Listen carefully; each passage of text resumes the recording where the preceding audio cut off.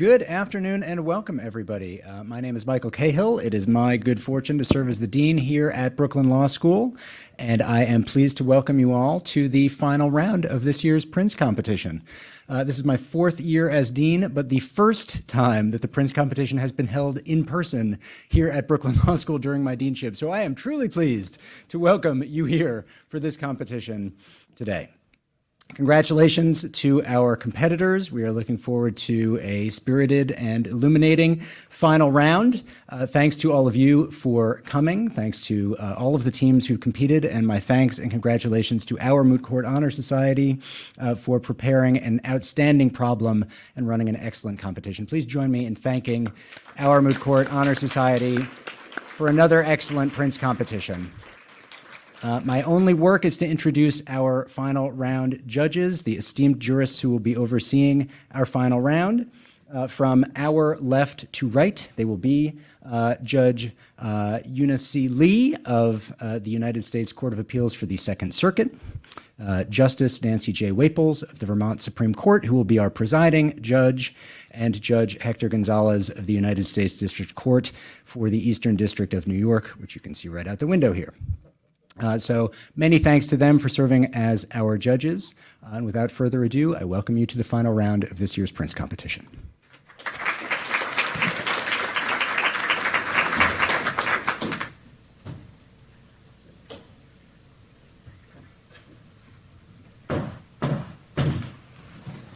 All rise.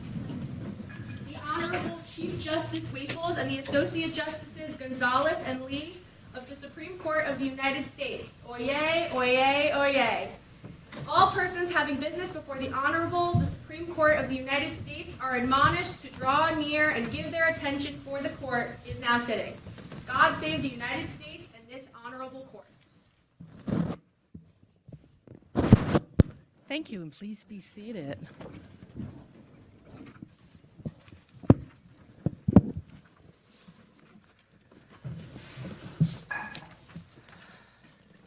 Counsels, are you prepared to go forward? All right, and please step up to the podium and give your name and who you represent. And I will ask you when you are at the podium if you have divided your oral argument time between yourself and co-counsel. You're aware of how much time each will be arguing, and whether there is rebuttal that's requested. So the appellants, please. Or petitioner, excuse me.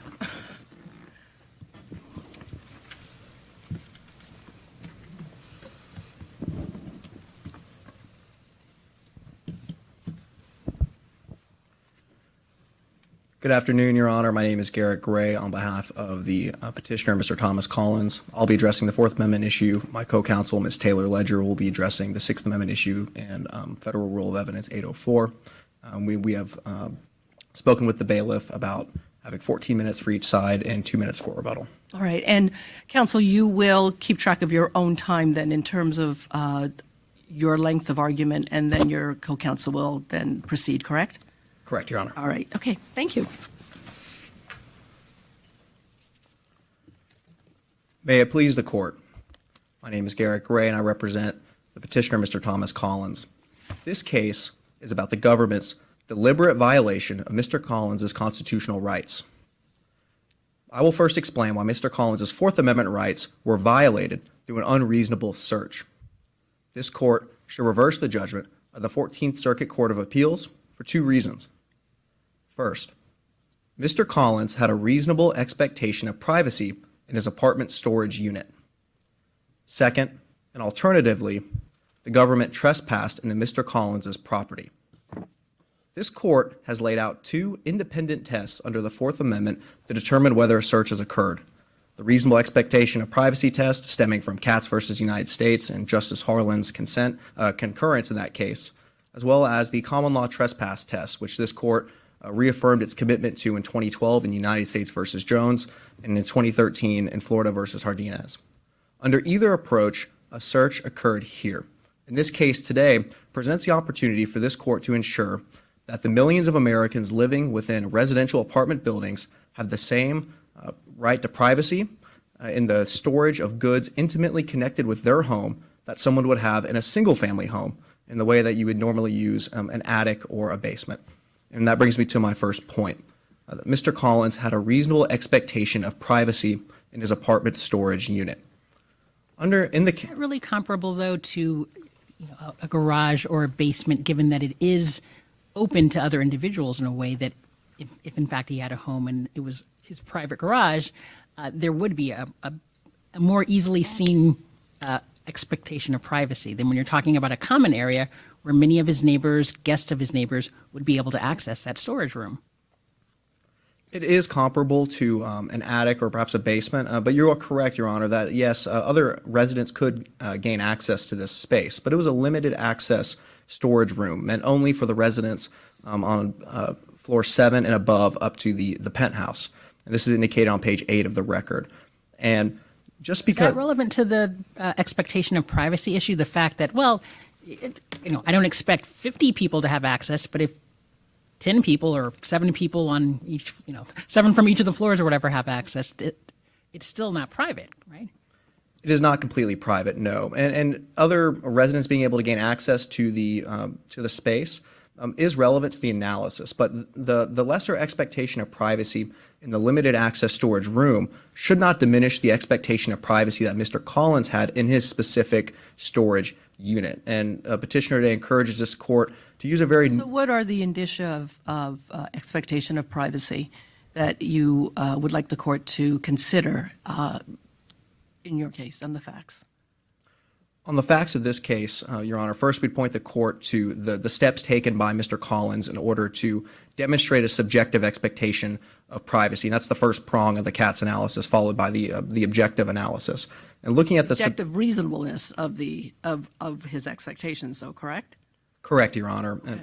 And starting with the first prong on the subjectiveness, Mr. Collins used newspaper to cover over the slats of his storage units so that no one could see inside. But couldn't you peek through some of those newspapers?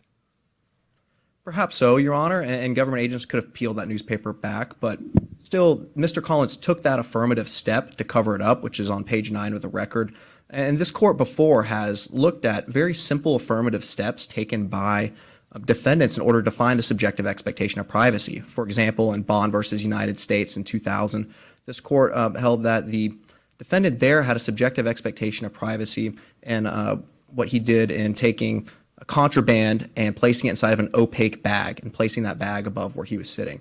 Even though government agents could simply unzip the bag, it was still the affirmative action that demonstrated a subjective expectation of privacy. Great, but are you really talking about the storage unit, or you're talking about the lock? Because there's no question about the storage unit in terms of what happened here. I'm not saying there's no question about what your expectation of privacy would be in that unit, but you're talking about the lock itself, not the storage unit, correct? Correct. We are talking about the lock. However, it's our position that the lock is a function of the storage unit and that locks themselves are functions of privacy. The purpose of using a lock is to keep information private. And it's important to point out here that Mr. Collins had the only key to this lock specifically. And so by government agents taking these keys and testing it on multiple lockers repeatedly until finding the one that fit Mr. Collins's key, they were violating an expectation that Mr. Collins had that his lock and everything that was beyond it would be kept private. And What about a situation, so really the question about the lock is identifying the locker as your client's, correct? That's the main issue. So what if the agents had simply touched the lock and gotten the serial number and then were somehow able through that serial number, for example, to figure out who owned it, and then they use that to get the search warrant? Does that affect your analysis at all? that would certainly be a tougher case, Your Honor, especially if the serial number was just readily available by looking at it. But I think distinguishable here is just the physical insertion of the key itself. And that's the line that this court should draw, that it was the physical insertion of the key. And to take a step back and contextualize all of this, the modern day reality is that millions of Americans live in apartment residences. 43.9 residences in this country are multifamily, according to United States Census Bureau data. 1 in 4 New Yorkers live in apartment buildings. 1 in 6 Californians do. And these apartment residents should have the same expectation of privacy in the storage of goods intimately connected with their home that someone would have in a single-family Raise, though, home. a different question because it doesn't have the same, it doesn't raise the same trespass type issues. I mean, I certainly agree and believe that people who live in apartment buildings, such as myself, should have the same rights as those who live in houses. But in looking at whether or not an apartment building has curtilage or something that we're going to recognize as being protected or part of the trespass right, I mean, it is very different because it is, in fact, more public, and it goes to the idea of whether or not there's a reasonable society would recognize that expectation as reasonable. That is true, Your Honor. It is different in this situation. It is a limited access storage room, but that is just the reality of apartment living. That many of these spaces, space is limited, and storage rooms are necessary. And Petitioner encourages this court to adopt a very nuanced approach with apartment buildings. A great example of this is United States versus Whitaker out of the Seventh Circuit, and in that case, you had government agents who took a drug-sniffing dog down the hallway of an apartment residence. And that dog then alerted on an individual unit of the defendant. And what the Seventh Circuit reasoned there was the lessened expectation of privacy in the hallway itself did not diminish the expectation of privacy in the resident's specific unit. And that sort of... Well, what if a neighbor let the agent in? What if one of the neighbors who had the key to the storage unit happened to be visiting his or her unit at the same time and just let the agent in? I mean, does that change your analysis as to the expectation of privacy if that security measure isn't in place to prevent anyone from going there unless they have a key? Here, if a neighbor did allow government agents into the limited access storage room, that still would not change the analysis here from our view, because the government agent still would be taking a key that they confiscated from Mr. Collins and physically inserting it into his lock. And it's that action right there where the constitutional injury took place. And even if this court disagrees today on the reasonable expectation of privacy argument, there's still an alternative route for this court to find that a search took place. You used confiscated. Didn't your client consent to the search of the apartment?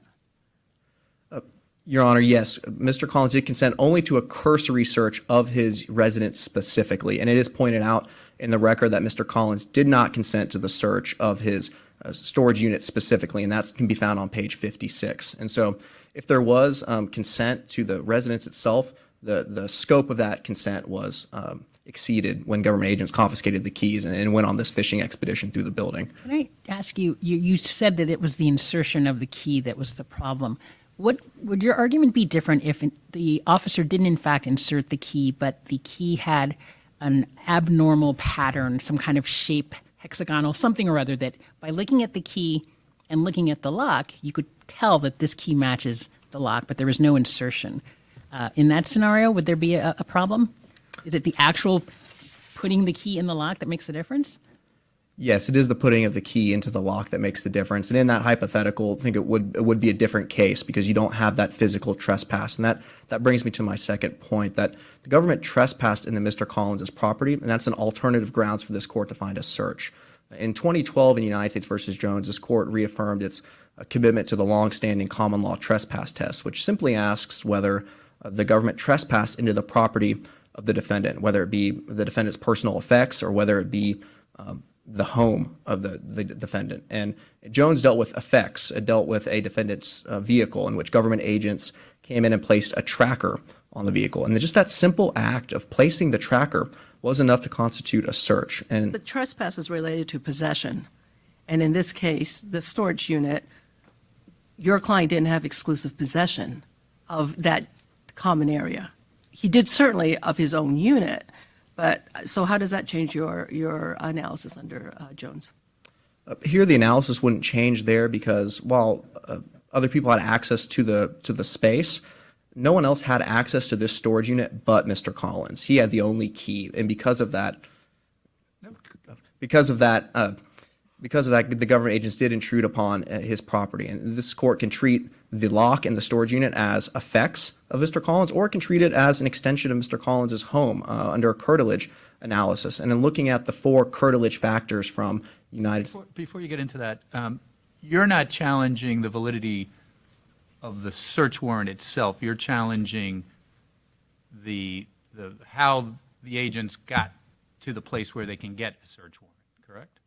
Correct, Your Honor. And So in that situation, you'd have no issue with, for example, if the agents had asked the doorman in the building, does your client have a storage locker here? And if he said yes, and they said, what number? And he gave them the number, and then they went and got the search warrant. The only thing the putting the key in the lock did was give them the information for getting the search warrant, right? that's correct, Your Honor, yes. So, I mean, is it such a stretch to think that if the agents didn't have the key, but thought that your client had a locker there because they saw that there was a storage area, that they wouldn't have gotten that information without having to insert the key in the lock? It's not a stretch to reach that conclusion, and the record does not indicate that government agents considered alternative means of gathering this information that they were going to ask the apartment staff. And so, based on this record, government agents only had this identifying information because of inserting the key. And this court should treat Mr. Collins' storage unit as curtilage and as an extension of his home. When looking at how this storage unit... Didn't your client receive a target letter? Yes, Your Honor, he did. And didn't your client know that there were other people that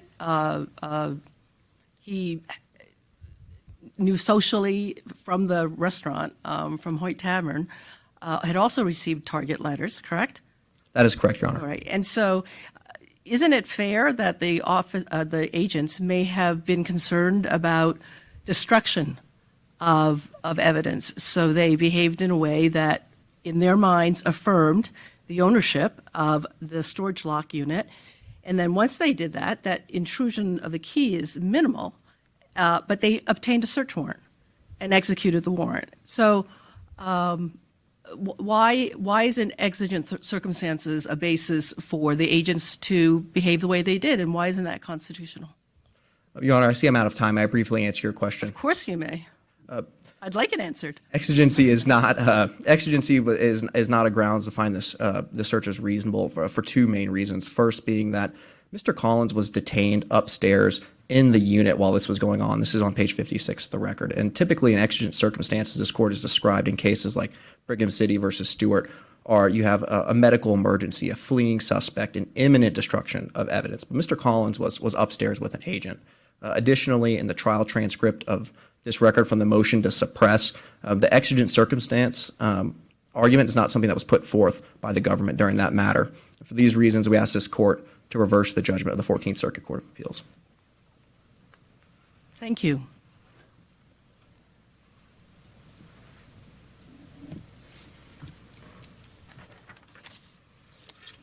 And counsel, please state your name for the court. My name is Taylor Ledger, last name spelled Leger. You may proceed. May it please the court. My name is Taylor Ledger, and I also represent Mr. Collins. I will be discussing how the government deprived Mr. Collins of his Sixth Amendment rights and his ability to admit reliable exculpatory testimony at trial. This court should reverse the 14th Circuit Court of Appeals judgment for two reasons. First, Mr. Collins had the right to counsel before being interrogated. And second, a key witness's former testimony should have been admissible.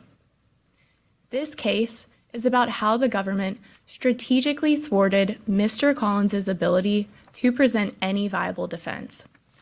The Sixth Amendment protects a couple of different rights. It protects the right to cross-examine witnesses, the right to an impartial jury, the right to a speedy trial. And it says, in all criminal prosecutions, the accused shall enjoy assistance of counsel for his defense. Nope. You said strategically thwarted. What's there in the record that shows that that the government somehow delayed moving along the indictment process in order to get the undercover in there to talk to your client?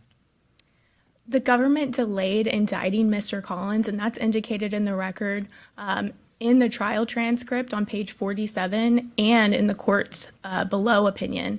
And what I mean by that is, in both of those areas in the record, there is evidence that the government had enough information to arrest Mr. Collins at the point when his unit had been searched.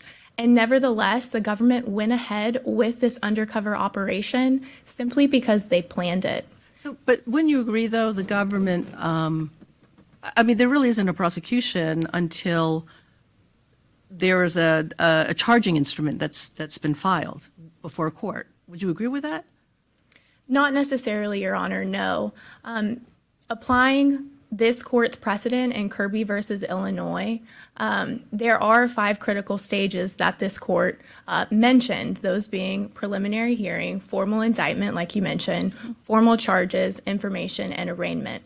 And some circuit courts do focus on those stages. Well, I mean, to say that some circuits focus on that, I mean, it seems not unreasonable because those are the specific stages that we set out in Kirby. And so I think it goes beyond that. Many circuits, I believe the majority, find that we were setting a bright line test in Kirby. And so what is the reason for not finding that to be the case, particularly since we have not subsequently added to that list? The reason for subsequently adding to that list is because there is a concern of fairness with this bright line rule. And that's not just me talking, that is circuit courts that actually apply the 5 critical stages test.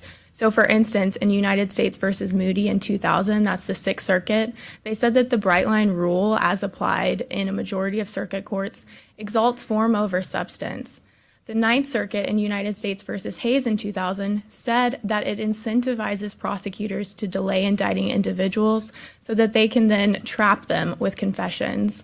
What about the concern of there certainly are individual instances where this rule could be abused? I don't think we have to assume that that prosecutors will abuse it often, but it does create a problem, doesn't it? If we don't have standards, can every defendant raise this then as an issue? If there's no sort of, my right to counsel is attached. They were investigating me. They knew they wanted to, what's going to be the boundaries for this? If we don't say this is a bright line rule, how do we assess whether or not adversarial proceedings have begun? The boundary that this court should apply is Kirby with an additional rebuttable presumption, and that is what we are asking this court to apply today. And that is similar to the analysis that is taken in the circuit courts in the minority. So just to take a step back and explain exactly what I mean by this rebuttable presumption. So defendants coming before the court would need to assert whether or not they met one of those 5 critical Kirby stages. And we concede in the record in page 35 that Mr. Collins does not meet any of those stages. But what should happen at this point is there should be the burden shifting to the defendant to show that the government had effectively moved from investigation to accusation. That is the functional test that is used in the minority of circuit courts. Specifically, the functional test asks whether the cumulative actions of the government have demonstrated that it has moved from investigation to accusation. Ms. Ledger, on that point, so under the proposed standard that you're advocating for, you're basically asking to put courts into the business of analyzing when prosecutors have enough evidence. Isn't that really what you're asking us to do by adopting the standard that you're advocating for? Not necessarily, Your Honor, no. It's when the government demonstrates or the prosecutor demonstrates that he has moved into this prosecution phase. And that line is pretty clear here.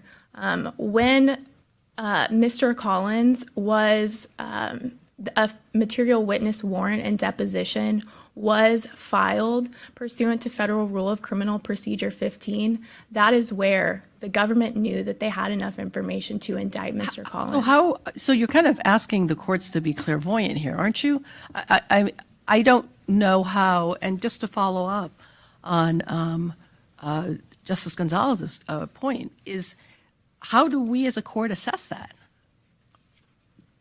It will be a facts and circumstances consideration, Your Honor. It's not going to be a clear line every single time, like it is here with the Federal Rule of Criminal Procedure 15, but it is important because we are talking about an individual's right to counsel under the Sixth Amendment. Mr. Collins was not aware that he was being interrogated at Hoyt's Tavern. Special Agent Ristroff did not identify himself as an FBI agent at the time when he entered Hoyt's Tavern and started questioning Mr. Collins. And once the interrogation was over, the government arrested him immediately and charged him with 18 U.S.C. 1955 and 18 U.S.C. 1956. And those charges are indicated in the record at page 1 and 2. As a policy matter, though, I mean, shouldn't the government be encouraged to make as strong as a possible case to the grand jury, meaning that they should be encouraged to make the case as strong as possible in presenting it to the grand jury to avoid the risk that they're just getting rubber stamped true bills? So, I mean, isn't in a way what you're advocating for asking prosecutors to, slow down their investigations, to maybe take less steps in order to avoid the appearance that, oh, we've got enough evidence, so I don't want a court second guessing what I'm doing. So isn't there the potential here for sort of a perverse incentive for the government to do less in investigations when in fact, as a society, we would want them to be doing more? No, it would not have that perverse outcome. What we are really asking for is for the government to have to notify the individual that they have this right to counsel when there's going to be an undercover interrogation like we have here. Or for The government will do that if they've got a cooperator. But why would the government? So I guess I'm finding that a difficult argument to appreciate. That the government has sent a target letter. That usually is an indication that you're being investigated. So to expect that the government should tell a defendant under investigation that their investigation is complete, go get yourself a lawyer now. I guess I have a really hard time understanding how that would work on a practical basis. So Well, help me and walk me through that. Right. So the right to counsel wouldn't attach at that FBI target letter phase. No, I know that. I definitely know that. I agree with you. So after that, the government also here charged, arrested, and released on bail an alleged co-conspirator. As I mentioned, it took the federal Well, the rule. government didn't release the co-conspirator on bail. The court did. Yes, Your The Honor. government strenuously asked for bail, and it was denied. And then, of course, the co-conspirator fled. Yes, Your Honor. The government did charge and arrest Ms. Roulette, though, and that is important because in order to prove 18 U.S.C. 1955, there needs to be 5 or more individuals. So that just tends to suggest that at the time when she was arrested, they had enough information to support that 5 individual charge. And then as discussed by my co-counsel, the government had also searched and seized property from Mr. Collins at the time when the undercover investigation occurred. All of this tends to suggest that the government had moved from investigation to accusation. And this court should adopt a more functional test and reject the bright line test that Respondent will advocate for today. Not only did the court err with respect to the Sixth Amendment issue, but it also erred with respect to a discrete evidentiary issue. And that brings me to my second point, that a key witness's former testimony should have been admissible. Ms. Washington was second in command to the alleged conspiracy. She came before the grand jury as indicated in the record at pages 22 to 27 and testified that Mr. Collins had no knowledge whatsoever of the illegal gambling operation and the money laundering. Ms. Washington is no longer available, and that is not in dispute as indicated in the record at page 50 to 51. No one disputes that the government had the opportunity to come before the grand jury and develop her testimony. Part of the problem, just to jump ahead, what is in dispute is whether or not the government had the same motivation to question her in the grand jury as they would have had at trial. And it does not seem like that is the case. I mean, they elicited, I guess, the testimony they wanted from her, but certainly I think you would agree that had they known that there was a potential for her grand jury testimony to be entered at trial, they probably would have questioned her in a different manner, wouldn't they? No, Your Honor, they should not have questioned her in a different manner than they would have at trial. And I do want to push back on your question a bit, because you said same motive. And Federal Rule of Evidence 804b1 says similar motive. That is what the text of Federal Rule of Evidence 804b1 requires. And the government here did have a similar motive when they were questioning Miss Washington at the grand jury. I'm going to just jump in again. What would be a scenario where this wouldn't apply to any grand jury witness's testimony? Because there is always, broadly speaking, a similar motive of what they're doing at the grand jury and what they're going to do at trial, correct? Not necessarily, Your Honor, no. Sometimes the grand jury is formed to withdraw charges. So in this instance, they were questioning Miss Washington to get to Mr. Collins's guilt, and that would have been the same purpose at the trial.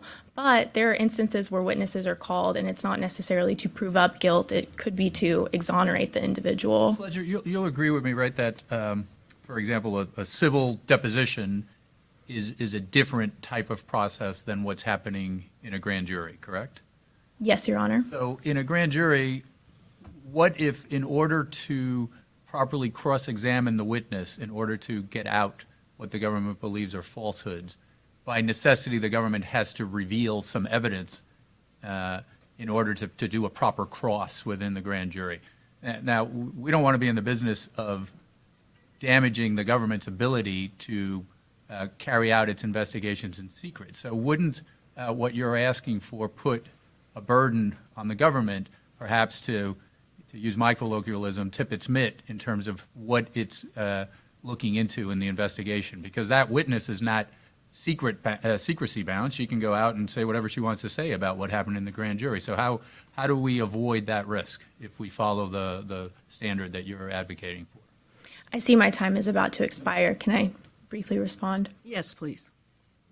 The risk is avoided by looking at the specific questions that were asked in the grand jury and what would eventually have been asked at trial to prove beyond a reasonable doubt that the individual was guilty of the crimes that he was charged with. And that's really the boundary. That's what we're asking trial courts to do here, is just to consider the questions. It's a different standard, is it not? In a grand jury, it's a different standard from trial. So how does that affect your argument when you talk about the ability to cross-examine or the purposes of the proceedings? I see my time has expired. May I briefly respond? Of course you may. Thank you. The differing nature and the differing objectives of the grand jury proceeding and the trial do not negate the fact that it still goes to the same motivation, or a similar motivation, excuse me. They are trying to determine Mr. Collins's involvement in the alleged gambling conspiracy at the grand jury and the trial. And that goes to the fact... Trial innocence or guilt, and isn't grand jury investigative to determine probable cause whether a crime has been committed? I see my time has expired. That's all right. I'd like you to answer the question. Yes, Your Honor, but... I'm not going to get off that quickly. Yes, Your Honor, but it is still a similar motivation. And I do just want to highlight the fact that The similar motivation is? The similar motivation is toward guilt or innocence. And I do want to highlight the fact that the government, with the test that they are advocating for, is able to hold off on moving forward and presenting all of their evidence, their own actions. They're able to turn around and point the finger at their own strategy and actions to exclude reliable exculpatory testimony from coming before the jury. The jury is in the best possible position to assess Ms. Washington's credibility, and they should have had the opportunity to do so. And it's for these reasons we ask this court to reverse.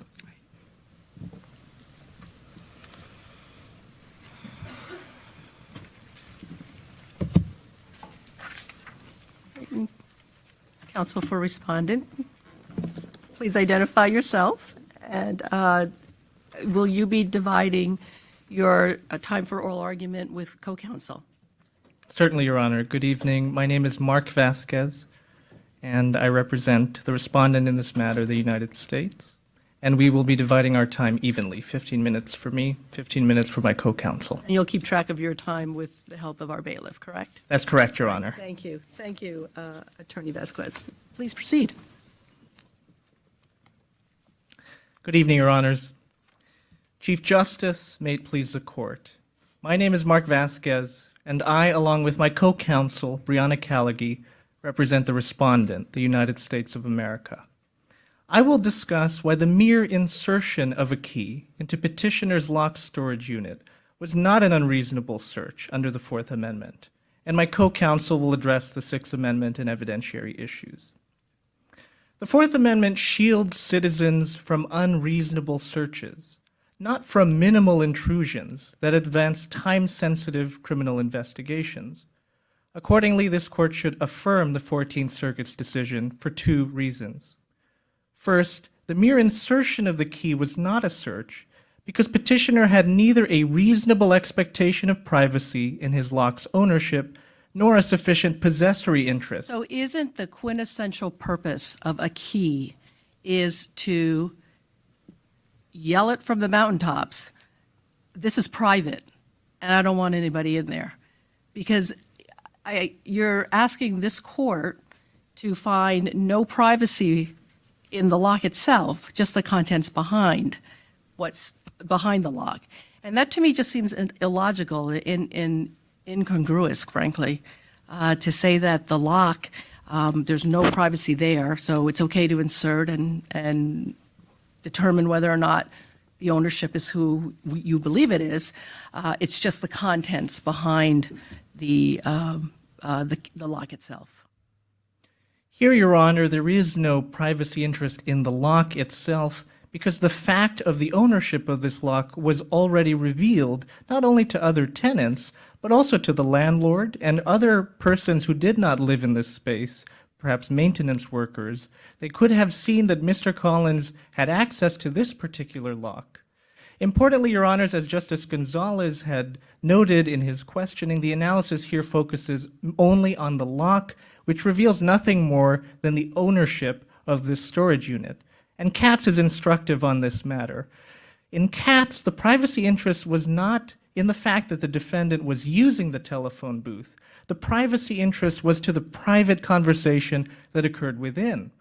And here, similarly, the privacy interest is not in the minimal fact that Mr. Collins could use this storage unit, but in the contents within.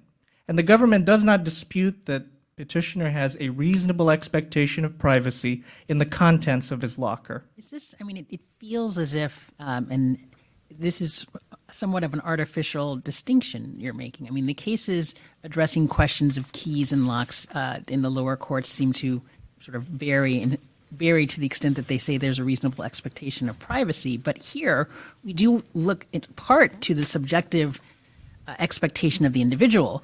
And clearly, there's a lock, there's a key, there is an obstruction put to avoid people seeing into the storage area. And so to sort of say, well, never mind all that, it's the lock is separate, it's a separate thing from the storage unit. It just seems like an artificial distinction that you're offering.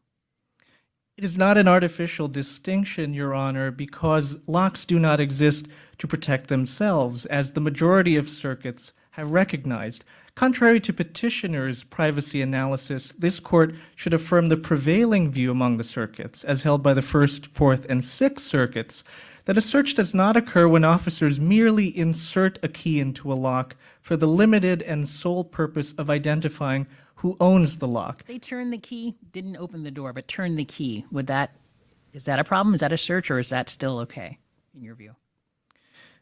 That, under United States versus Lyons, which is the illustrative case on point for the majority of circuits, that would still not be a search because the barrier protected by the lock was not breached, and thus... Let's say they turn the key, push the door open a little bit. Is that a search? It would be more likely to be a search, Your Honor, because the government risks revealing personal and intimate details about what is in the locker, to which, indisputably, a reasonable expectation of privacy exists. However, importantly, the court in Lyons reasoned that the defendant placed the lock on the storage unit not to protect the lock itself, but the contents within the lock. So the distinction here is significant, Your Honors. Mr. Collins protected the contents within his storage locker, and not the mere fact that this was his storage locker, which was already accessible to other persons who lived in this space. Mr. Vasquez, is there any, is it of any significance that when asked about the keys, the defendant lied about it and said that he had a storage locker, but that it was in his vacation home? Does that in any way, is that something we should be thinking about in terms of whether he has a reasonable expectation of privacy over something that he's disavowed ownership over? It may support an argument for a subjective expectation of privacy under Katz, Your Honors.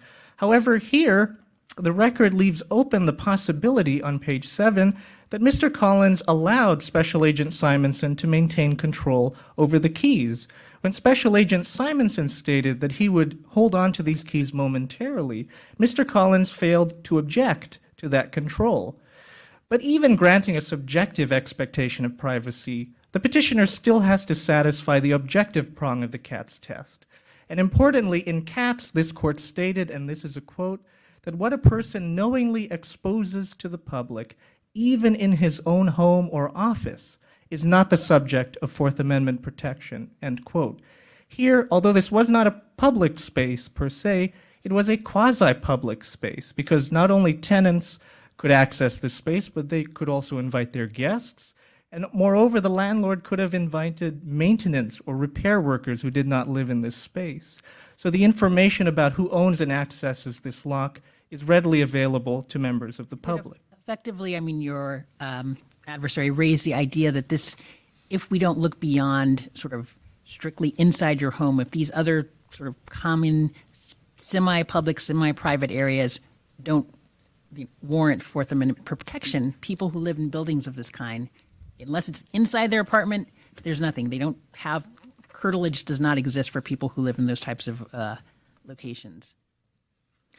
Your Honor raises a valid equity concern in this case, and the government agrees with opposing counsel that the Fourth Amendment does not on its face discriminate on the basis of whether a person lives in a single-family home or in an apartment complex. However, here, this area was not curtilage because there is insufficient evidence in the record that any intimate activities occurred here.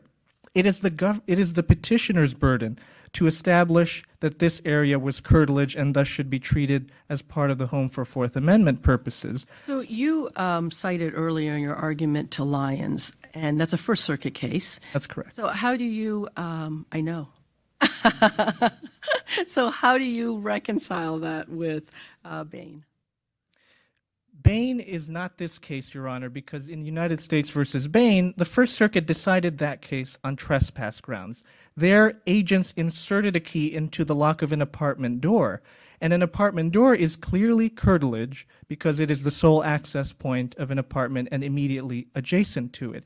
Here, the storage locker was 15 floors below the apartment complex, and as previously stated, there is no evidence in the record about the frequency or the quality of Mr. Collins' use of this storage unit. At best, the record reflects amnesia.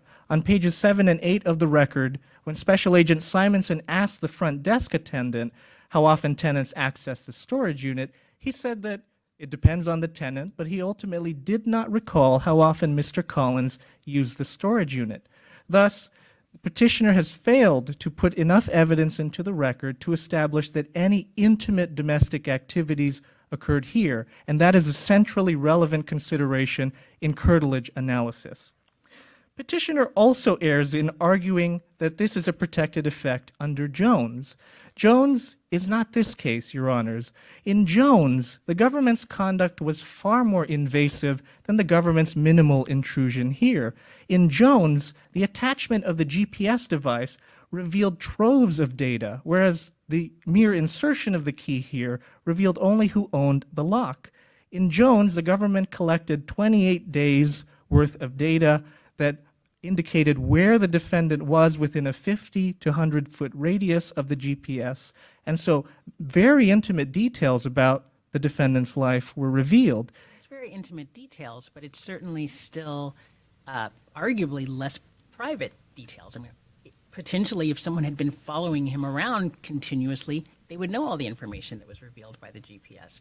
This locker was not open to everyone, theoretically or otherwise. It's kept in a locked area.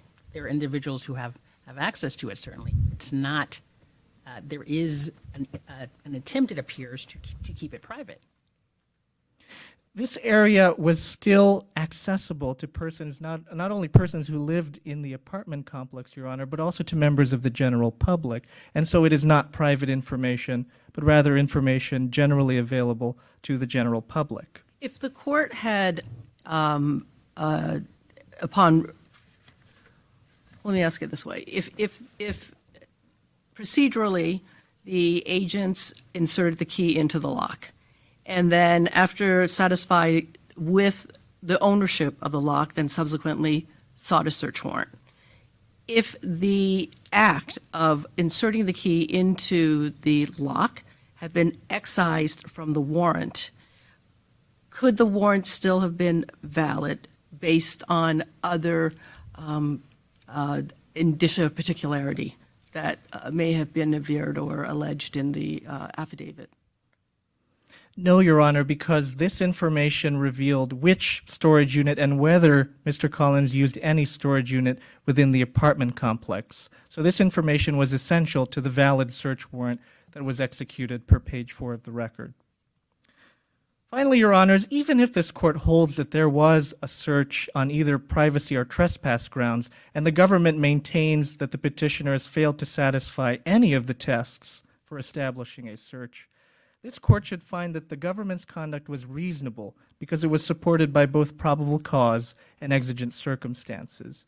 Here, I'm sure you were about to explain to me the exigency, but I really am troubled by that argument because the police effectively had control over this area. I mean, they got a warrant after they tested the lock. They did the same thing they could have done if they had inserted the key. They could have waited in the storage area, called with the information they had, and gotten a warrant. And so there was no threat of the items in the storage locker being moved. An officer was in the apartment with Mr. Collins, so to the extent fleeing was an issue, that wasn't at issue here. And so it's very hard for me to see exigency here no, we have to put this key in the lock first. We can't get a warrant. Explain the exigency to me. the exigency here, Your Honor, is that the government did not have time to obtain a warrant because there was a substantial risk that had they left the apartment complex and returned the Why keys. did they have to leave to get the warrant? They didn't leave between the time that they tested the key and when they actually got the warrant. I don't believe they actually left. They applied for the warrant. Presumably someone stayed there. The warrant came. They did the search. I mean, I might be misstating the record, but I don't understand the idea that they had to leave to get the warrant. They did not have to leave, Your Honor, and even if this court rejects the exigent circumstances requirement, there is an independent basis for finding that the government's conduct was reasonable here, and that is the inevitable discovery doctrine. Here, this information about who owned and accessed the lock was inevitably discoverable because the officers could have pursued many avenues to obtain this information. For example, they could have asked the landlord to identify which storage unit belonged to Mr. Collins. They also could have obtained security camera footage to link Mr. Collins with a particular storage unit. And so because this information was inevitably discoverable, the government's conduct here was not, it was not required that the government act pursuant to a search warrant. Your Honors, the Fourth Amendment does not protect minimal intrusions that implicate no valid privacy or property interests. The government here honored Mr. Collins' Fourth Amendment right to be secure against unreasonable searches in the contents of his locker. Thus, this court should affirm the decision of the 14th Circuit. Thank you. Thank you.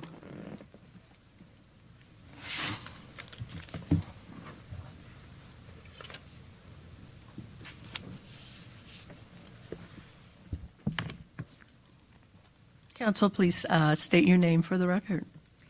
Thank you, Your Honor. Brianna Callaghy, co-counsel for the Respondent, the United States of America. Please proceed. Thank you, Your Honor. Good evening, Your Honors. Chief Justice, and may it please the Court. My name is Brianna Callaghy, co-counsel for the Respondent, the United States of America. This evening, I will be arguing that the Sixth Amendment right to counsel only attaches after the initiation of adversary judicial proceedings, and that grand jury testimony is generally not admissible under Federal Rule of Evidence 804b1. Petitioner's attempts to broaden his rights beyond what the Constitution and rules of evidence provide for runs afoul of this court's longstanding precedent of establishing clarity in the criminal justice system. Accordingly, Respondent respectfully requests that this court affirm the 14th Circuit decisions and hold first that Mr. Collins' Sixth Amendment right to counsel was not violated because Kirby established a bright line rule. This court, in subsequent cases after Kirby, has never articulated that phrase. This is a bright line test. So tell me why you think it is a bright line test. Yes, Your Honor. In Kirby versus Illinois, this court declared that the right to counsel attaches, quote, at or after the initiation of adversary judicial proceedings, whether by way of formal charge, preliminary hearing, indictment, information, or arraignment, end quote. In establishing this rule, this court declared that only then is a defendant immersed in the intricacies of substantive and procedural law. And so the only then language forecloses the possibility that the right to counsel may attach at any other moment. Rather, this court declared that the rule was more than mere formalism, as it reflects the reality that adversary judicial proceedings mark the criminal justice system's starting point. Moreover, in United States versus Gavia, this court established that the bright line rule was in line with the literal language of the Sixth Amendment, which requires there to be both an accused and criminal prosecution. Well, we're in a position now where, I mean, to the extent that the circuit courts have been unsure about whether or not there is a bright line rule from Kirby, now we're in a position to address that and say yes or no.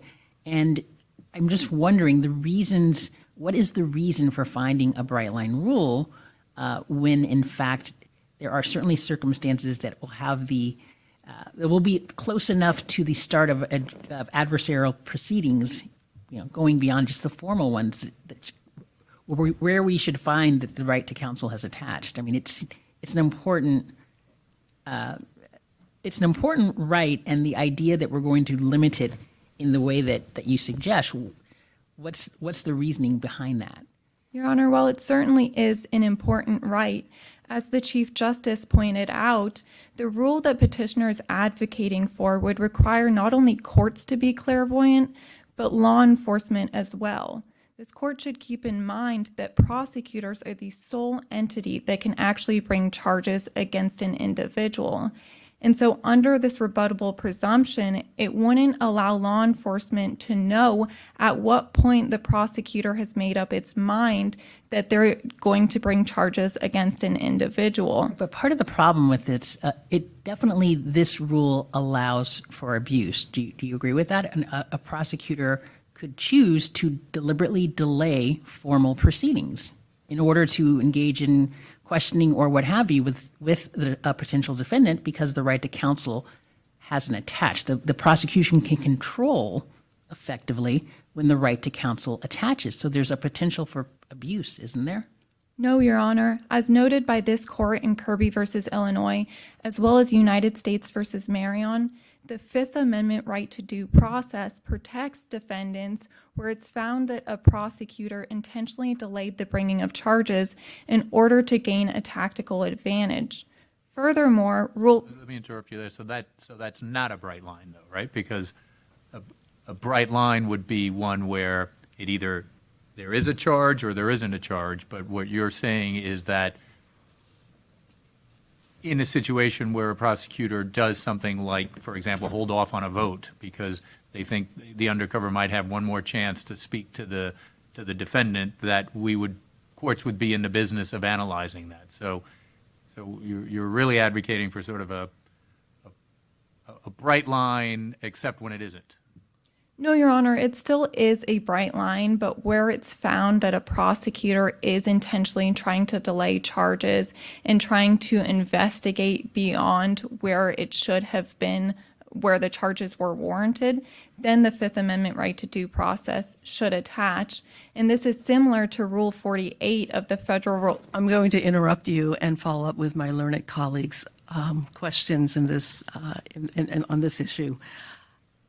Even if the evidence did not show that the government deliberately had all the, deliberately delayed in charging Mr. Collins, wouldn't you agree that the facts do show that the government was well beyond merely guessing whether or not they had enough probable cause at the time the conversation with Agent Sayed was recorded with Mr. Hoyt? No, Your Honor, and as Justice Gonzalez pointed out to opposing counsel, it's important that law enforcement have the flexibility to build strong cases against individuals, namely so that they don't put defendants through the criminal justice procedure if they can't prove those charges beyond a reasonable doubt. And here, Petitioner points to the Rule 15 deposition as supporting the proposition that the prosecution had already made up its mind that charges against Mr. Collins were inevitable. However, as seen in the record, there were other defendants in this case, namely Miss Roulette, who the FBI was investigating in connection with this illicit gambling scheme. And so when the prosecution took that Rule 15 deposition, it wasn't to preserve testimony for Mr. Collins' inevitable trial, but to preserve testimony for her trial, who, as seen on page 46 of the record, the FBI was primarily investigating. It's only when she fled back to Brooklandia, where there is no extradition agreement, that the FBI then turned their attention to Mr. Collins. Now, the petitioner also points to Miss Roulette being charged as supporting the proposition that Mr. Collins also had sufficient evidence to bring charge. Let me just jump in for a second here. I mean, he was, if I'm reading the record correctly, arrested immediately after this conversation with the undercover, correct? Correct, Your Honor. And so your view is, tell me if this is correct, they hadn't decided whether or not they were going to arrest him, despite the various information that they had. But in that moment, as they're listening to him have this conversation with the undercover, someone, a sergeant, whoever, said, okay, now we have enough, now let's arrest him. And that was the pivotal piece that resulted in their decision to arrest him. And they didn't have enough or feel like they wanted to arrest him before then? Is that how this happened?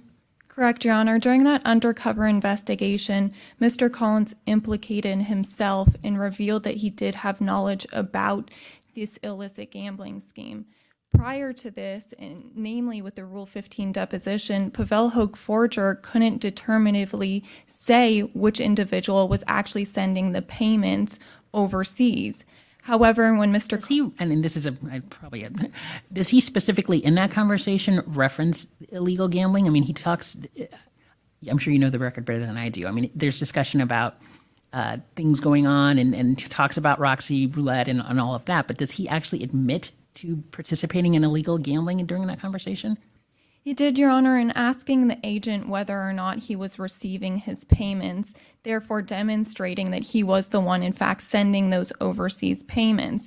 And so it's at that point that the prosecution had enough evidence to prove the charges beyond a reasonable doubt. Okay, but he doesn't actually acknowledge, he doesn't reference illegal gambling specifically. He talks about the payments to is in the conversation, correct? He doesn't actually say something explicit that acknowledges illegal gambling in the conversation. Not explicitly, but given the context of the agent setting himself up as a friend of Roxy Roulette and him asking whether or not he received the payments, it demonstrates that in these circumstances it is connected to the illicit gambling scheme. But correct, Your Honor, not explicitly. So I'd like to switch gears here, and I'd like to discuss with you the evidentiary issue, the motion in limine. You argue in your brief that even if the district or trial court erred in not admitting the testimony of Ms. Washington in the grand jury, it nonetheless is harmless error, correct? Correct, Your Honor. So is that harmless error analysis then, from your perspective, constitutional or non-constitutional harmless error? Your Honor, here it's non-constitutional harmless error because the federal rules of evidence here demonstrate that the similar motive requirement was not met by the defendant. Here, the government did not have a strong motive to cross-examine and impeach Ms. Washington, given that there was a prosecutorial strategy that the government did not want to reveal too early on. As Justice Gonzalez noted, the prosecution has a legitimate reason to not reveal the strategy that it was using. For example, while the government could have impeached Ms. Washington by asking, "Are you aware that Mr. Collins made incriminating statements to an undercover agent?"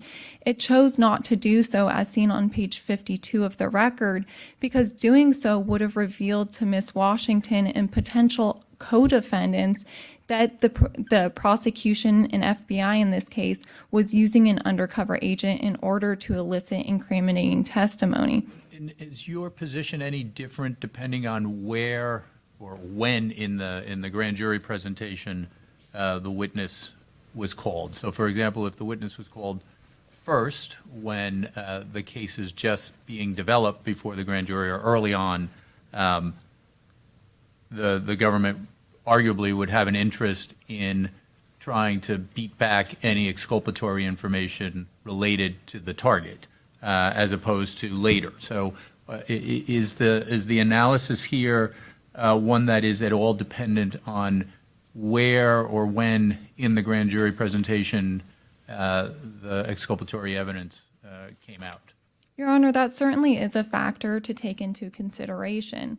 As seen on page 52 of the record, by the time Ms. Washington was called as a witness, the prosecutor had already put on testimony from Special Agent Simonson and Saeed, testimony from Hogue Forger's deposition, as well as the incriminating evidence found in Mr. Collins' storage locker. So you're not saying that this is, to sort of piggyback a little bit off the other point, there is no bright line test here to be applied, right? That there could be a situation within the grand jury where the government would have a motive to go hard at a witness. Is that your position? Correct, Your Honor. There is no bright line rule, which is demonstrated by this court in United States versus Salerno, where it remanded the case for the Second Circuit to look on a case-by-case basis about whether, in that case, the government had a similar motive in developing the grand jury testimony. Furthermore, in United States versus Salerno, this court also stated that adversarial fairness alone is not sufficient grounds to admit grand jury testimony. So how do you reconcile the different burdens of proof? I'm really having trouble with that because obviously the standard at trial is beyond a reasonable doubt, and it's far, far lower in the grand jury.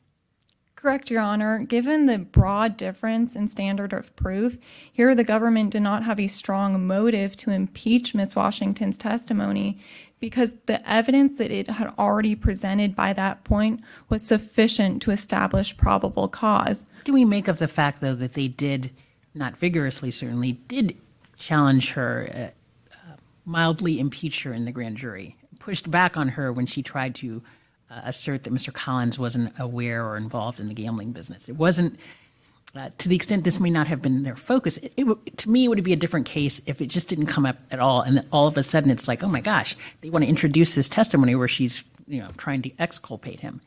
But in the grand jury at the time, they were skeptical, and they did push back a little bit. Your Honor, as seen on page 27 of the record, the prosecutor did remind Ms. Washington that she was under oath and asked her again whether or not Mr. Collins knew about this gambling ring.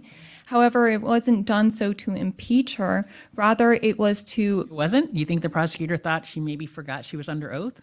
No, Your Honor. Here it was done in order to preserve her testimony so that in the future, if they wanted to bring perjury charges against her, that testimony was solidified. And that's precisely what happened in United States versus D. Napoli, where the Second Circuit found it's a legitimate reason that does not rise to a similar motive.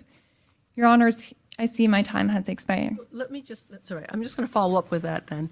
So I asked you initially when we were having this discussion, what the, was it constitutional or non-constitutional harmless error? And you argued that it was non-constitutional. Clearly, that is a lower standard because constitutional is, as you know, beyond a reasonable doubt for the harmless error analysis.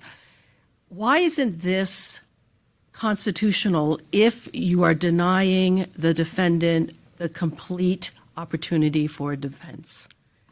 The evidence, the testimony is clearly exculpatory. So why should this court agree with you if it is denying the defense from putting on a critical part of its case? Your Honor, in this court's own words, adversarial fairness alone is not grounds to admit grand jury testimony. The federal rules of evidence were written in a way that only admits testimony that has gone through or has certain guarantees of trustworthiness. And here, the similar motive requirement requires that it be developed with a similar motive in order to ensure that trustworthiness. And here, Ms. Washington's testimony does not demonstrate certain guarantees of trustworthiness because it has not been subjected to the crucible of cross-examination. Your Honors, petitioners ask this court to abandon precedent. Accordingly, respondent respectfully requests that this court affirm. Thank you. Thank you. All right, and Madam Bailiff, we have appellant argument. How much time is reserved? 2 minutes has been reserved. Okay, thank you. And Attorney Gray, you'll be arguing the rebuttal for your client, correct? Yes, Your Honor. Okay, thank you. May it please the court. First, on the argument made by respondents for the inevitable discovery doctrine to apply on the Fourth Amendment issue. That argument is not supported by the record in this case. If you look to the trial transcript from the motion to suppress this evidence on page 28 of the record, that's not an argument that the government put forth in that situation. And additionally, the record is silent on if the government ever would have taken alternative steps to find out whether this storage unit belonged to Mr. Collins and if they had any plans to do so. And for that exact reason, the First Circuit has rejected the inevitable discovery argument in this context in the case of United States versus Bain. And if anything, the ability of the government to obtain that identifying information through other means undercuts the need for the government in this case to keep Mr. Collins in his unit and take his keys and go on this fishing expedition through the building. Second, on the evidentiary issue of Federal Rule of Evidence 804, respondents emphasize that the government here did not have the strong motivation to question Ms. Washington the same way. But Federal Rule of Evidence 804... The government actually stressed that the standard, which is similar motivation, right? That is correct. It is similar motivation, Your Honor. However, respondents did emphasize that the government did not have a strong motivation. But the rule only says similar. And here, the motivation was the same, which was to, in both proceedings, was to look to innocent or to guilt. But wouldn't you agree that if the witness was the last witness and the grand jury had heard 3 weeks' worth of evidence being presented and was pretty certain that they had met the probable cause standard for voting a true bill, why does the government have to, at that point, go through the burden of trying to cross-examine her on something that is really not relevant to what it is the grand jury is there to do at that point? Your Honor, I see I'm out of time. I briefly answer your question. Yes, you may. The government there still should, the motivation still would be the same, to procure innocent or guilt, and the government should have to ask those same questions, because at the end of the day, it prevents the prosecution from turning around and pointing the finger at their own strategy and a refusal to ask certain questions during the grand jury proceedings. And that is fundamentally unfair to a criminal defendant in a case like this, where you had his exculpatory evidence that was kept out. How is it unfair if what the government is doing is leaving at least an impression, perhaps, with the grand jury that the target is not guilty, right? So how is it unfair for the government in that situation to not challenge something that's exculpatory, which arguably would be beneficial to your client in the grand jury? It may not have been fundamentally unfair in the moment in front of the grand jury, but it certainly is fundamentally unfair when this comes back around at trial, and that exculpatory evidence that could have exonerated Mr. Collins was not heard by the jury, who is in the best position to make credibility determinations. And for these reasons, we ask this court to reverse the judgment of the 14th Circuit Court of Appeals. All right, thank you. And Madam Bailiff, will you please call the conclusion of the hearing? All rise. Court is briefly adjourned for deliberations.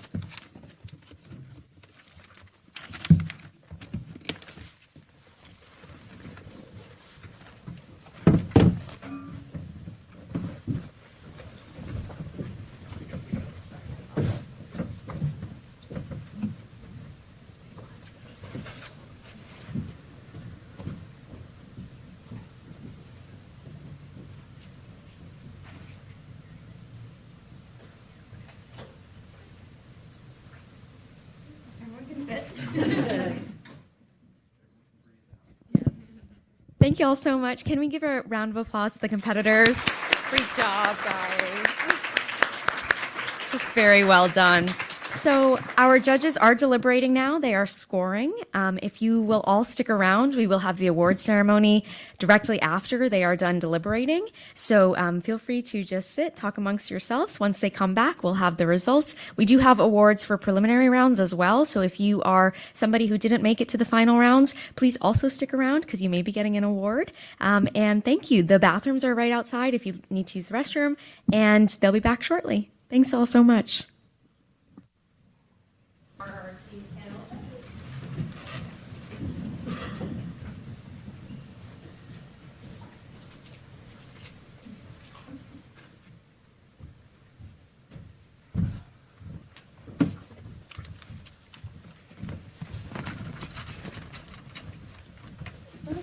Thank you. Please be seated.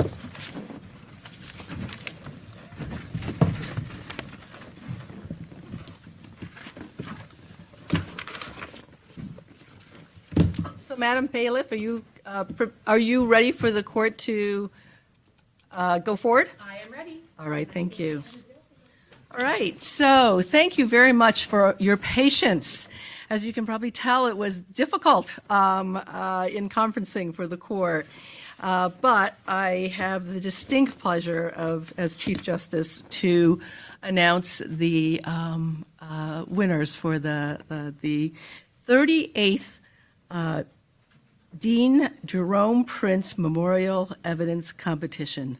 Best oralist is Garrett Gray from South Texas School of Law in Houston.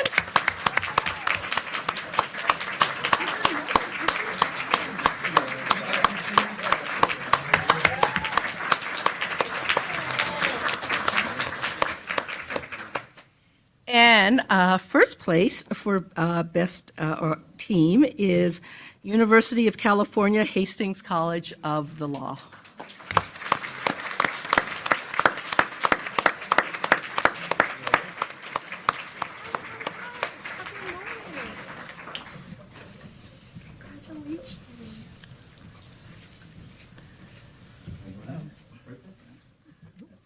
Photobombing you.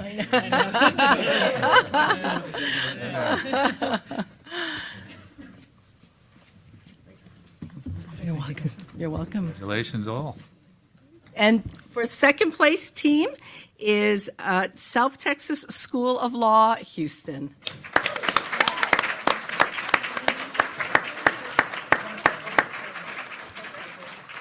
Why should I know this? This is not my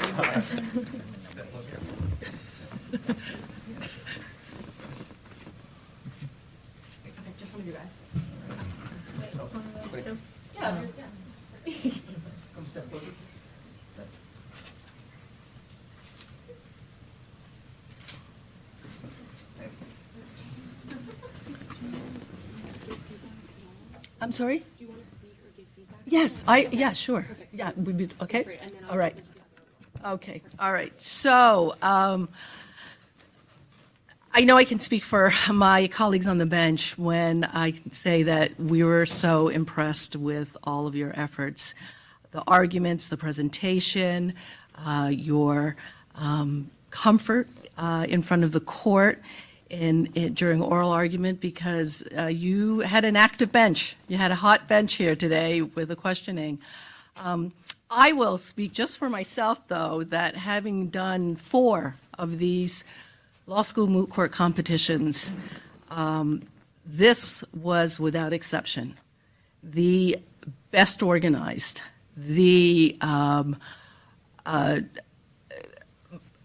I think the most detailed and helpful information that you could have put together to send to us to judge your advocacy as appellate attorneys.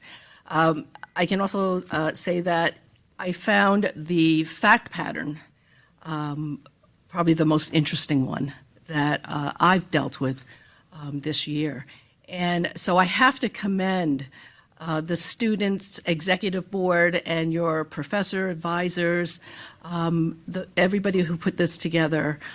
It was fantastic. So I gave you, Mr. Vasquez, a bit of a hard time when I asked you a question and you said, "You're correct." And I was cheeky and said, "Yes, I know." And I tell you that only because when I was a practitioner and I had an oral argument in the Second Circuit, and my co-counsel, he argued first and then I argued after him, but every question he got from the court, he would say, "Judge, that's a good question. Judge, that's a good question." And finally, one of the judges on the bench said, "I know it's a good question. That's why I asked it." So when you get a judge who says that to you, it's a signal. You don't need to tell us that we're correct all the time. I know we don't always think we're correct, but certainly when it's repeated a lot, that's just something is not necessary in the oral advocacy. I think a lot of you had, or at least the team for the petitioner, had a difficult job in terms of the legal issues.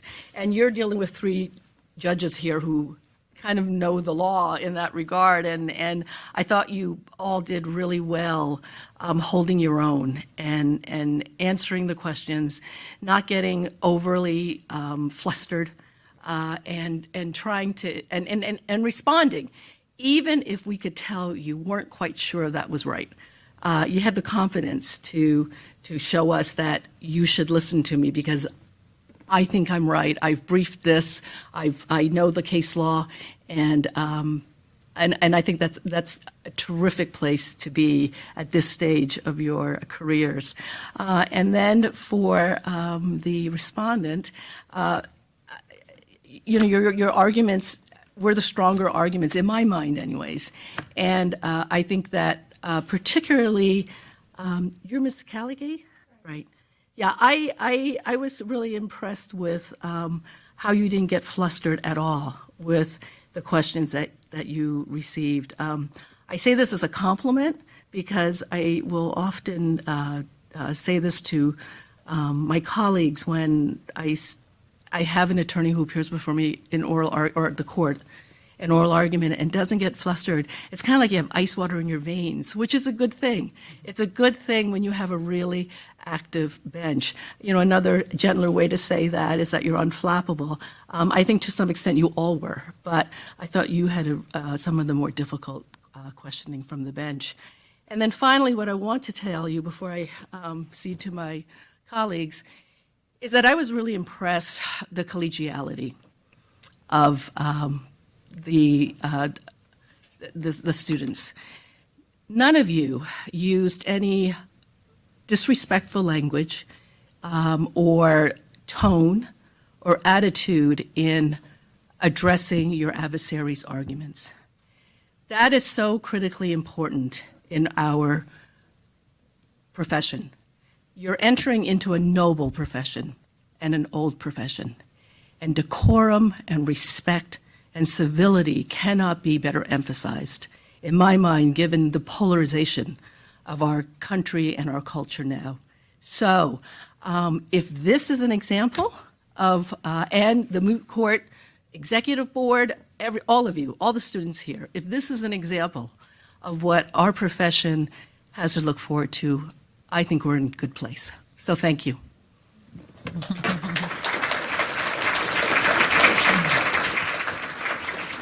Seniority?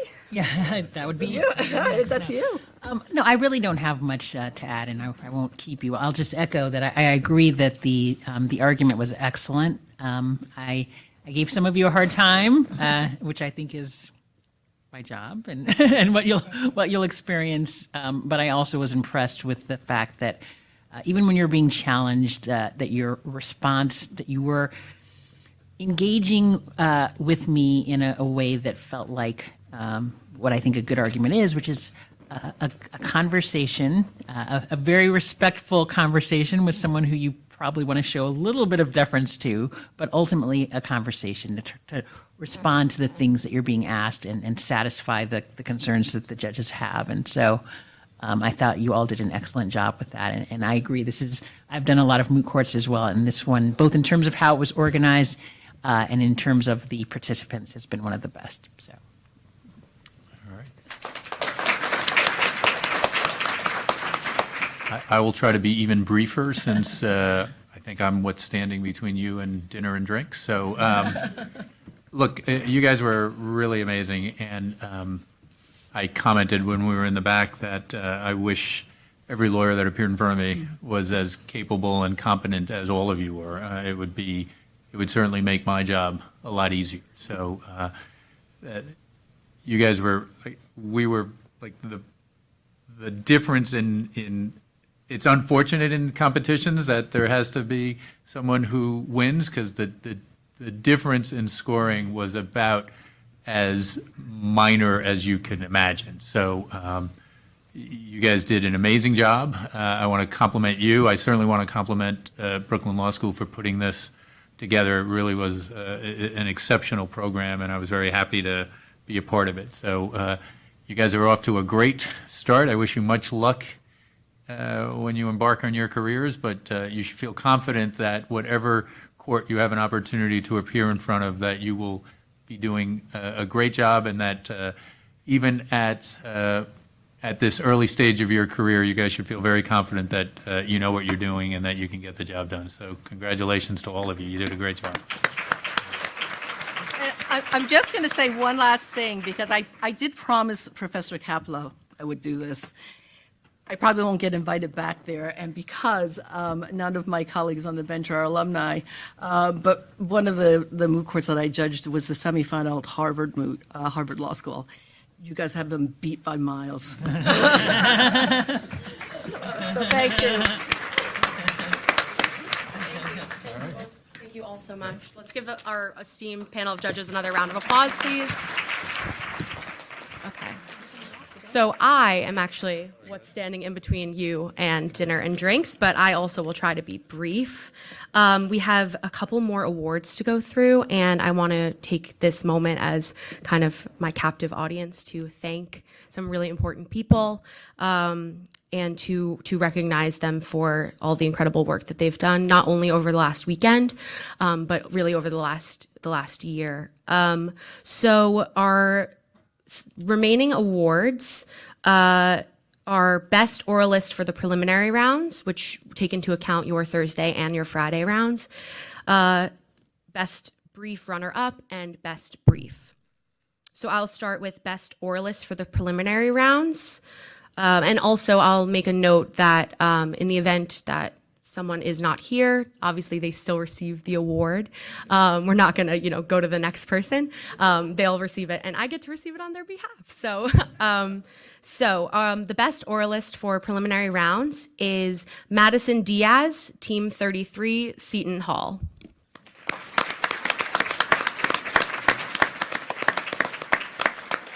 Okay, noted. So we will be mailing to Madison. So congratulations to her. To keep some suspense alive, I'll now move to best brief runner-up or second best brief. And that goes to Team 12, Duquesne Klein School of Law. Yay!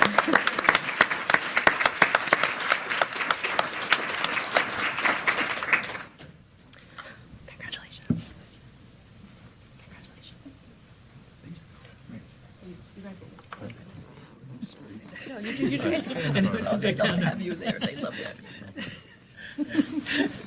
Oh, can just them too. I'm not. Thanks, guys. Congratulations. And lastly, for kind of our substantive awards for this past weekend is our best brief goes to Team 21, Indiana University Maurer School of Law.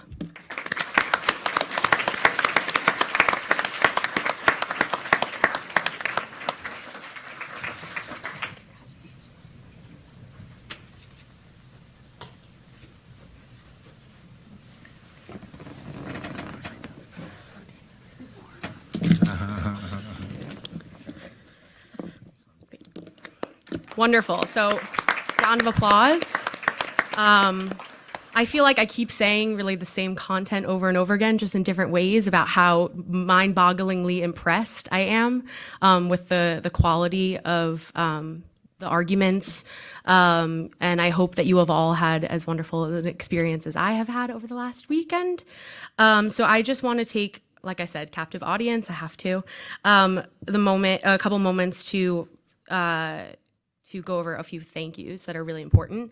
So firstly, I want to thank all of you, not only in this room, but anybody that has graced our kind of graced us with their presence in the last weekend, because for any work that I put in, it doesn't make a difference if people don't come and people don't participate. So the fact you are the lifeblood of this competition, judges, coaches, competitors, friends and family of all of the above. It really does take a village, as you'll see as I go through my other thank yous. So round of applause to all of you, first and foremost.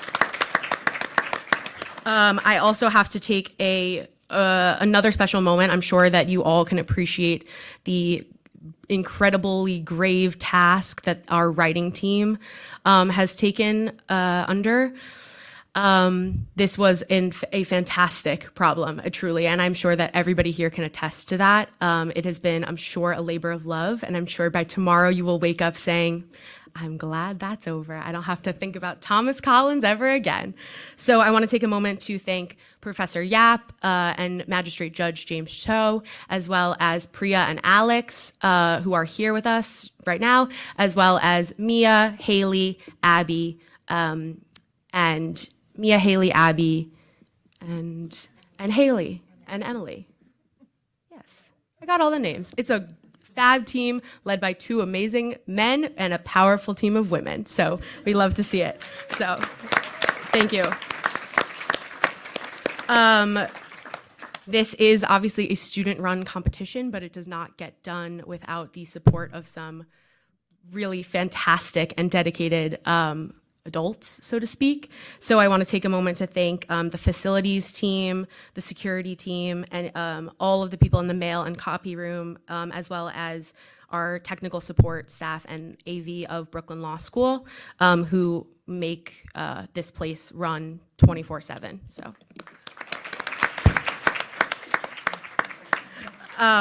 Similarly, I want to thank Dean Cahill and Dean Caplow and the rest of the administration and faculty for supporting us, funding us, letting us dream big and go be creative. Not enough words can describe how much I think all of the students at Brooklyn Law School feel supported. And in particular, I want to take a special moment to thank a couple of people right at my 12 o'clock. So Elizabeth Silman, Michael Akari, and Beth Palastro, please make your way down to the front. So these three individuals, I'm sure you have seen them nonstop throughout the weekend, running around chaotically, watching all of us walkie each other chaotically. They have put, I don't want to say blood, sweat, and tears, but that's the best euphemism I really, bless you, really can think of. They have put an insurmountable amount of effort into not only supporting me, but supporting the rest of the Moot Court Executive Board, the Moot Court Honor Society, and really all of you. Their skills and compassion and dedication to making this competition succeed every year, but mainly this year, because obviously I can speak to this year, does not go unnoticed. So round of applause to these three incredible individuals. Thank you.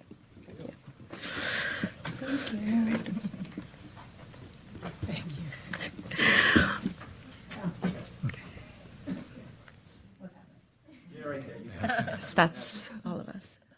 We're logisticked out. We can't possibly handle organizing ourselves anymore. Penultimate, thank you. That's my mother's favorite word. I want to thank all of the students of Brooklyn Law School, but in particular, particularly the Moot Court Honor Society, who were the walkie crazy individuals who were the kind of the cogs in the wheel, the thing that made the clock tick this week. So I'm merely one person, and I don't know, I keep saying over and over again, I feel like a combination of Anna Wintour at the Met Gala and a bride on her wedding day, because I could not have been more supported by this group of individuals. I see that one, that one, that one. I think that's, Oh, obviously, well, in my head, she's sitting over there, but obviously, Anjani, obviously, and she knows, so. But yeah, I don't want to like get teary, so. Okay, anyway, thanks. Lastly, I want to take a moment to kind of, I'm like 3L graduating, I'm just like a little emo. Okay, so. The Dean Jerome Memorial Evidence Competition honors Jerome Prince, who served as the Dean of Brooklyn Law School for 18 years prior to his retirement in 1971. For the last 38 years, this competition celebrates his legacy and the insurmountable contribution to not only Brooklyn Law School, but to the broader legal community. While the competition is held annually, global pandemics notwithstanding, it is not every year that someone receives the last honor of this evening. However, in this year, the decision to award the Dean Jerome Prince Lifetime Achievement Award, or the Princey, as it's lovingly referred to, was truly a no-brainer. This person is the perfect example of leading by example. The beautiful irony is that while this individual's pedagogy and mentorship aims to teach their students how to be zealous advocates, they are the most dedicated and committed advocate themselves. No one at Brooklyn Law School fights harder for the needs and listens more carefully to the concerns of the entire student body. A leader in the field of clinical legal education, this remarkable individual is the law school's first dean, overseeing all aspects of clinical and experiential education. She is an esteemed and well-loved professor in both criminal law and several immigration courses. And if that weren't enough on her plate, this Wonder Woman has dedicated her time at Brooklyn Law School to ensuring the success of this competition. I personally have had the immense honor of seeing firsthand how many hats this woman wears. From criminal law, my very first class of law school, 1045 on Monday, August 2020, to the Clemency and Pardon Clinic, to the Moot Court Honor Society, and lastly, but not least, the Prince competition. Please give the biggest round of applause for this year's recipient of the Dean Jerome Prince Memorial Evidence Competition Lifetime Achievement Award recipient, Dean Stacy Caplow.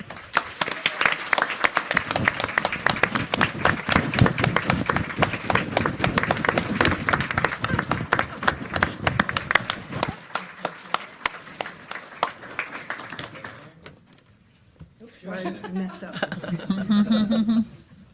She's talking about somebody else. One more up here.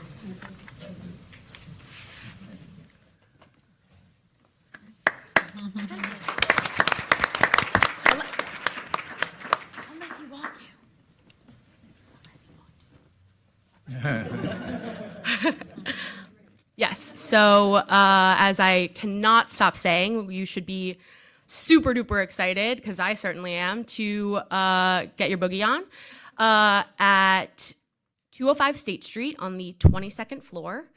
Please bring your red ticket that was tucked into the back of your name tag upon arrival, given that that was many hours ago. If you have lost said ticket, please come find myself, one of my lovely people, and let us know if you have any questions. So thank you.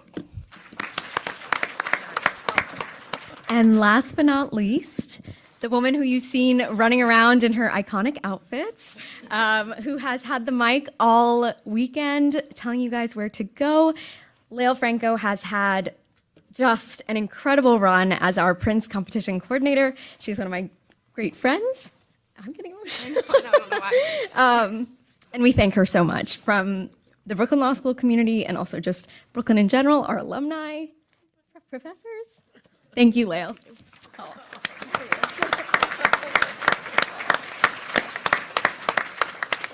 Okay, eat and drink.